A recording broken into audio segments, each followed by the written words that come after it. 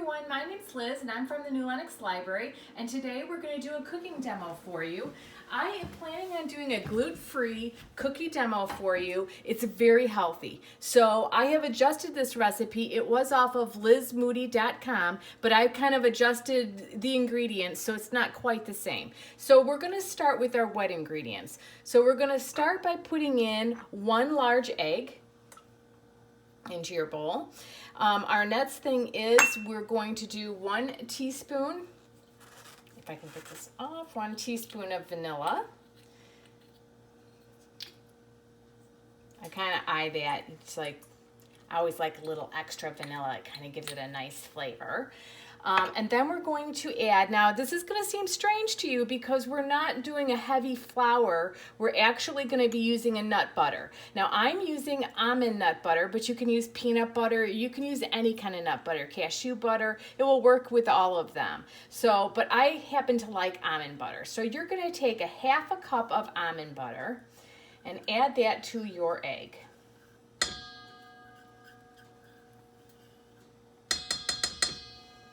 Okay, and then we're going to mix all of that good together. Just kind of combine it together. Now we're going to call this like a one-pot wonder because we're only going to use 1 dish. We're not going to use multiple bowls, so we're going to make it much easier on ourselves. So after, as you can see, that it's kind of all kind of combined together. Our next thing is we're going to do 1/4 cup of almond flour, and you need to sift it because I don't know about you, but I freeze my almond flour and it gets very lumpy. So we have to go ahead and sift it. It'll just turn out much better. So you're going to add to that 1/4 cup of the almond flour, and then you're doing a 1/4 teaspoon of salt and a teaspoon of baking soda. So that gets added to it as well. Okay, and then we're gonna add, here's where I've kind of altered the recipe. They called for more sugar. I went a little bit under 1/4 cup of coconut sugar. So you can use other sugar, but the coconut sugar gives a real nice nutty flavor. So you're going to make sure you sift all of those ingredients together.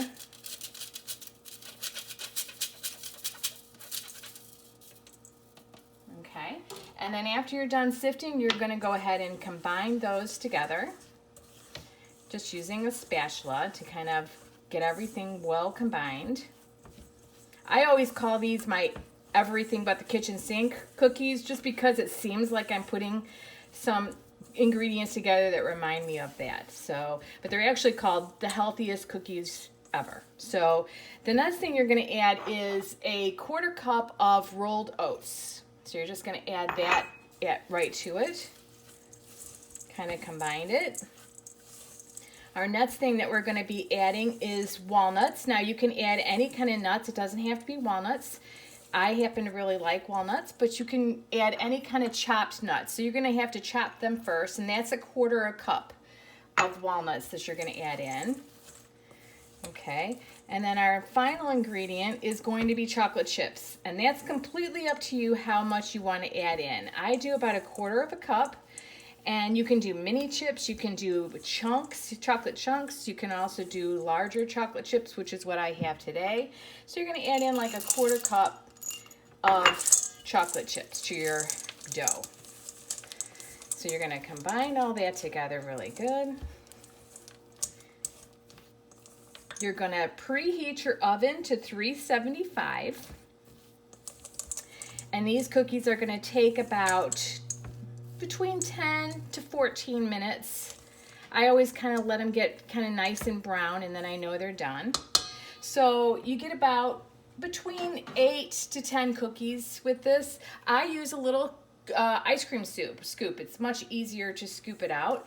So you're going to scoop all your cookies out.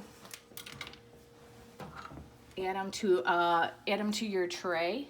Here I use a silicone mat because it's just a lot easier for the cleanup. And you kind of just give them a little bit of a pat down just so that they won't spread. They're going to stay about exactly the same as they are right now. But you're just adding those to your cookie sheet. Let's see how many I can get today. Some days I get more than others. And I give them a little pat down. I've also tried to add coconut to these, and they came out really good too. So you could always add a unsweetened coconut to these as well. They're kind of very easy to customize.